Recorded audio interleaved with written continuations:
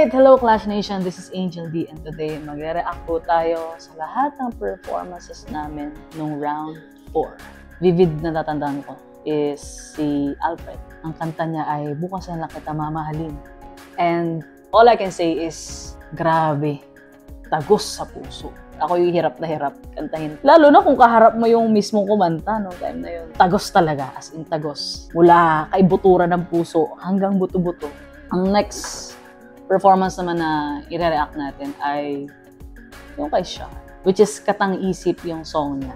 Ang masasabi ko naman dun ay isa ring napakalaking puso. Napagising naman talaga ako nung napakinggan ko yung song ni Sean at nabigyan ng justice ni Sean. So congratulations sa'yo, boy. Last performance naman na bibigyan natin ng reaction ay yung kay Naya. Wow! As in, wow! Parang hindi ko sukat akalain na yung kailangan kita may kurot.